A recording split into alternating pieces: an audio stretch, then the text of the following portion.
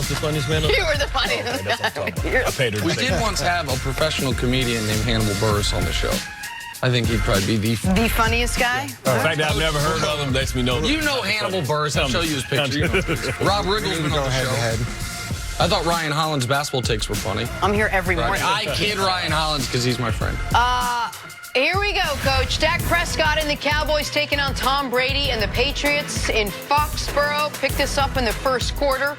No score. Brady looking for the rookie, N'Keal Harry. His first career touchdown. Nice job, kiddo. It was a beauty. Pats take a 7-0 lead. Jump to the fourth. Cowboys down 4. Driving. Dak finds Ezekiel Elliott for the first down, but Dallas penalized for a questionable tripping call. They actually had 2 tripping calls in this game. Couple plays later, Dak to Amari Cooper, who was having a very slow afternoon on 4th and 11. Big first down, but the play is reviewed. The ball clearly hits the ground here. Turnover on downs. 0 catches for Amari on the day. Patriots holding on for the 13-9 win. All right, Nick, let's start with you, and let's start with the Cowboys. Who do you blame for their loss in this one? I know a ton of people are going to blame the officials. And that tripping call, both of them were egregious. The one at the end, particularly because of the time score situation of it. And it reminds you a little bit of, if you remember 2 months ago, the Detroit-Green Bay game on national television, where they kept calling incorrectly hands to the face. But the difference was, had they not called that against Detroit, Detroit was in position to win that game. If they don't call that tripping call against into this football game, the Cowboys still got to go 70 yards or 67 yards, I think it was 63 yards, in order to score a game-winning touchdown, and they hadn't been able to score a touchdown all game. So, yeah, the officiating was bad. Again, fine. The NFL deal with it in the offseason. Why were you in that position? Why in a game where New England has 0 elongated touchdown drives? They had 1 touchdown drive, and it was after a blocked punt. Shocker, New England whooped them in special teams. And, Coach, you tell me, special teams, I've always been told, is a reflection of coaching. That more so than anything else on the field, the special teams, not just special teams coach, but the way the team is coached from the top down. And when you get so confused by the Patriots punt team that you take a delay a game, that you then get an illegal motion penalty that changes field position by 20 yards, which, by the way, leads to one of New England's 3 field goals on the day. You look at it, or wait, 2 field goals on the day, pardon me, 2 made field goals on the day. You have to say, even before Jason Garrett inexplicably kicks a field goal on 4th and 7 when you're down 7 late in the 4th quarter, that if I'm dishing out blame, the Cowboys coaching staff has to get the lion's share of it, to my eye.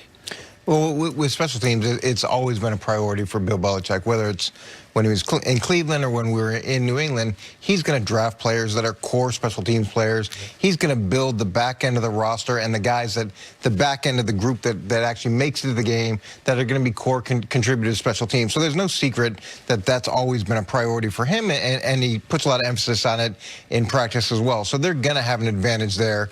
You know, the confusion that Dallas had was surprising.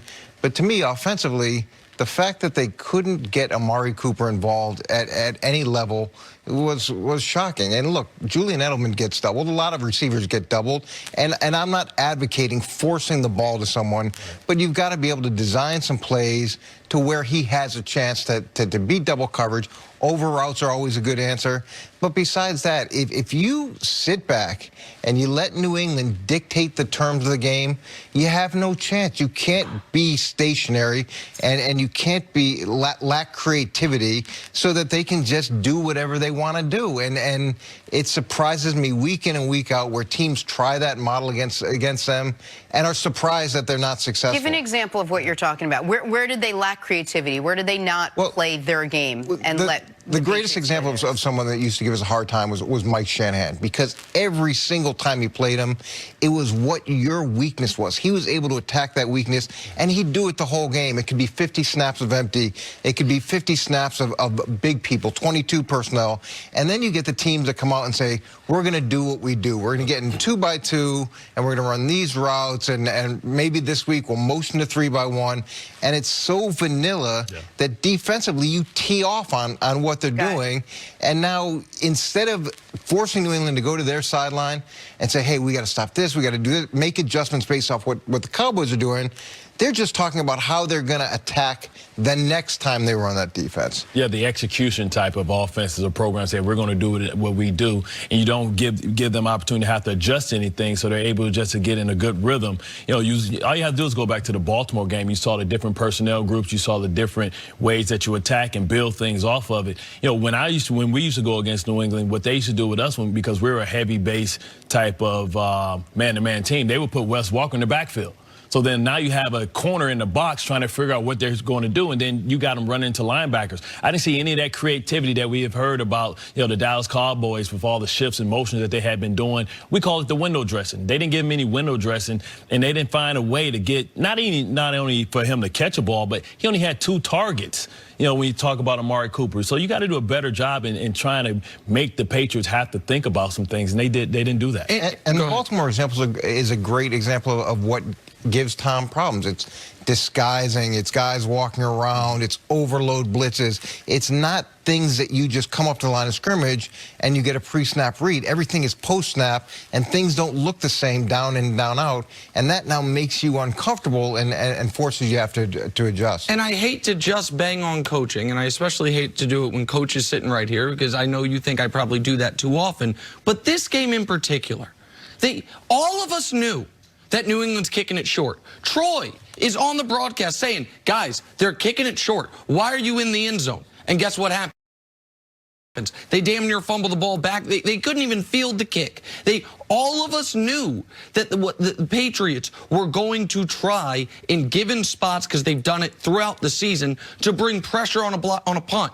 And the only thing New England's not returning punts for touchdowns. They're blocking punts for touchdowns. And you don't have Matthew Slater, one of the best special teams players over the last decade. Steve Tasker. Right, you don't have him blocked. And then at the end of the game, the situational coaching is, to me, inexplicable, except I can explain it because I've been watching Jason Garrett. A few weeks ago, you didn't understand the flow of the game, that Dak was playing one of his best games, Zeke was not, and you took the ball out of Dak's hands. Conversely, this week, Zeke, when they went to heavy personnel, when they either brought in an extra offensive lineman or had 2 tight ends on the field, New England had no answers. After the big Randall Cobb play, you need to, as a coaching staff, say, we are going to go heavy. We are in 4-down situation where 3 yards per carry will work, and we are feeding Zeke. They have a 1st and 10. They give the ball to Zeke. It's 3 yards. That's fine. 2nd down, you throw to Witten, who played one of his worst games of the season, and that's saying a lot. And then on 3rd down, on 3rd and 7, because evidently you're not going for it on 4th down, even if you pick up a few yards, you throw it out the back of the end zone. So you kick a field goal there, which is great, because you were down a touchdown, and now you're down a touchdown. And that is, to me, the vintage example of coaching not to lose. In fact, let me amend that. Coaching to delay losing instead of coaching to win. Because you kicked a field goal on 4th and 7 inside the 20, you now have to go for a 4th and 11 on your own side of the field 4 minutes later because you're out of options. That, to me, that can't happen. Well, look, in fairness, from a coaching perspective, how many more coaches can they fire in Dallas? I mean, they fire coaches pretty much every year. Except for one. I understand, but they've turned that over quite a bit. And the field goal, when they took the field goal when they did, it's one of those things where you kick it, and then you have one of the top-ranked defenses in the league. You figure that they're going to go out and be able to stop them. But if they don't, it is an insurance policy. If New England goes down and kicks a field goal, you still have a chance to be in that game. If you go for it on 4th and 7, New England gets a drive and kicks a field goal, the game's effectively over. Right, but I guess my argument, my pushback there, the problem would be is you have to know that if they were down 6, I feel very differently. If they're down 6, where now a field goal cuts it to 1 field goal. What were the odds that Dallas, who over the first 56 minutes of the game had not been able to drive the ball on an extended drive throughout the entire game, was going to, in a 2-minute offense situation where New England knows what you have to do, going to be able to drive the length of the field? Because they did get that stop. They got the stop they wanted to get to where a touchdown could win, and they ended up throwing an incomplete pass on 4th and 11. Well, you're trusting Dak Prescott, right, who was one of the hottest quarterbacks coming into this week, throwing for over 800 yards in the last 2 weeks. And, things change. You can be struggling as an offense the entire game, but, you talk about 2-minute situational football. You have a mobile quarterback with a big arm with a lot of weapons. maybe he can make something happen. So you want to give him a legitimate chance to prove that this is his team.